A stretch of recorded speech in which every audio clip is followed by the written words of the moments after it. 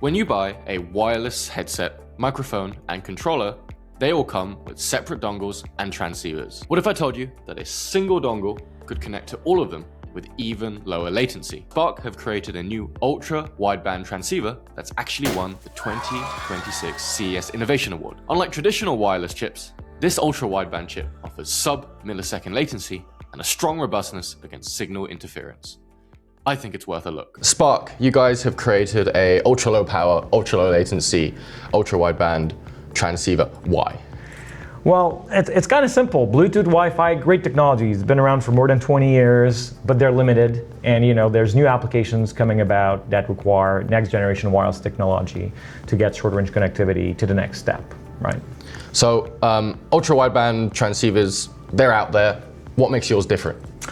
So we're focusing on a few key capabilities that really transcend what's currently available in other wireless technologies. We have ultra low latency, so we're able to do sub-millisecond latencies for a lot of different devices like mice, keyboards, different control systems, whatever. But we also have very low power consumption doing that, and we know that wearables, devices really care about battery life these days, right? Battery life is becoming one of the key features of a lot of wearables, a lot of mobile devices. And then there's this hunger for more data rate.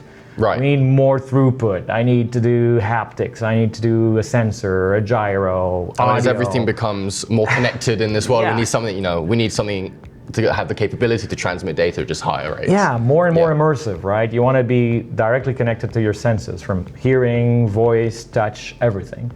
So that requires a lot of throughput, and that's the other focus of the technology. And finally, wireless, and it's at CES, it's a disaster when it comes to interference, right? Everybody's got routers, everybody's got Bluetooth, everybody's got Wi-Fi.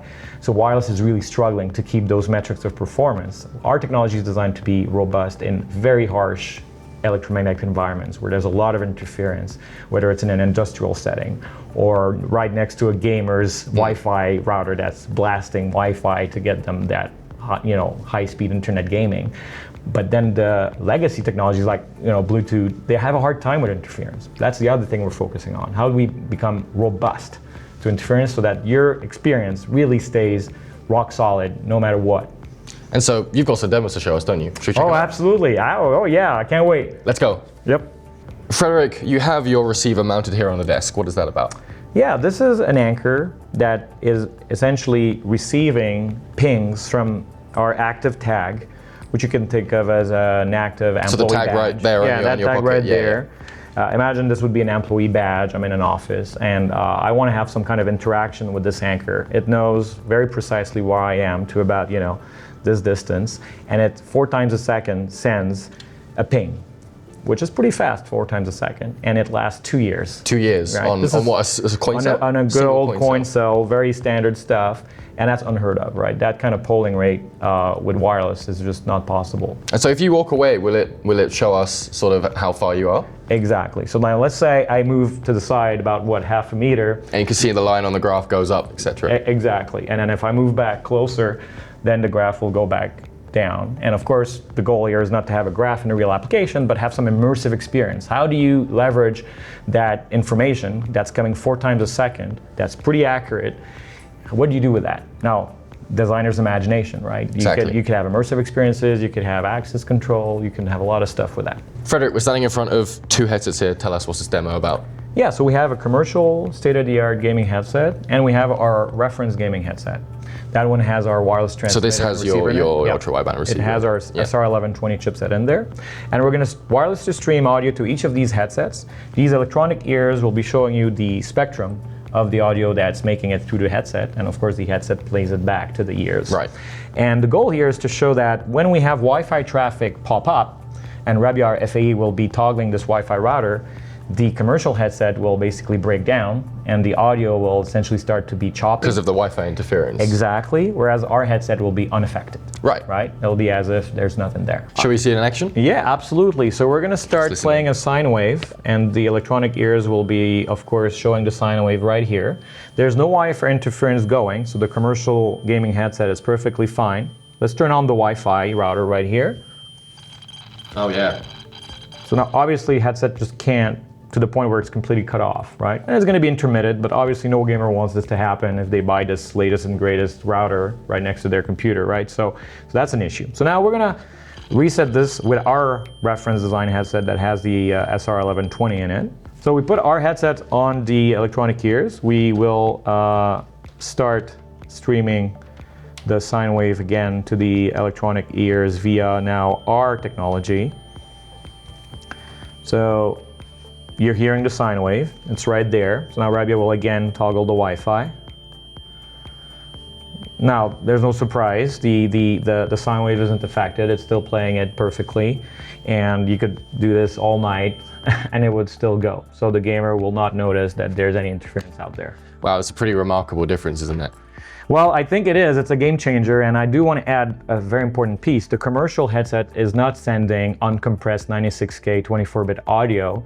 It has about 10 times more latency than this headset. This headset has less than 5 milliseconds of latency. Wow. So you get a latency. So all of that as well as ignoring the interference. Exactly. So latency benefit, the audio quality benefit, and interference benefit, all at low power. This is also quite important because these are mobile devices with pretty small batteries in them.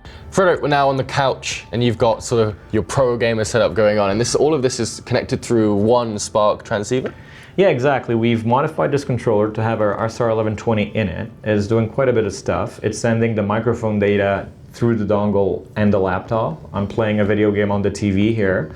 Of course, the controller data is streaming as well. I'm hearing the game audio from this wire that's connected to the controller.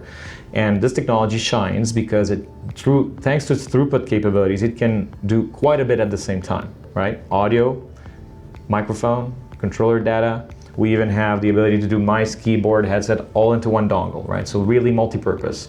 So as I play this game, and I'm really good at it,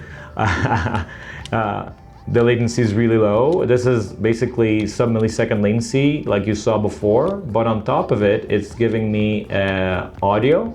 And as I've been speaking, you also hear from that wired speaker over there that's streaming wirelessly what I'm saying on the mic, my voice, but it's almost instantaneous. It's so instantaneous, right? that I so it's not annoying that I've got yeah. this other speaker going, and that's thanks to the really low audio latency we do. But at the same time, we're playing with a controller that has better latency than any of the commercial consoles' latency. So that's pretty unique, right? And that shows you what the technology can do. And it can do many more things than that. We'd even do HD video streaming with this technology. It can do a lot of stuff. Obviously, you know, I think my gaming skills are clearly showing off the technology to the fullest, right? Frederick, we've seen a couple demos of some great use cases of Spark technology. Yep. Listen, I'm an engineer. I want to get your transceivers in my projects. Where can I find you? Yeah, this technology can do a lot, as you can tell, right? So you could go to our website, sparkmicro.com. You could buy an EVK. We have a software development kit as well, so you can run your own projects. Tons of examples on there, get you going, and see it for yourself. Awesome. Really good to meet you. Awesome. Thank you, Adam.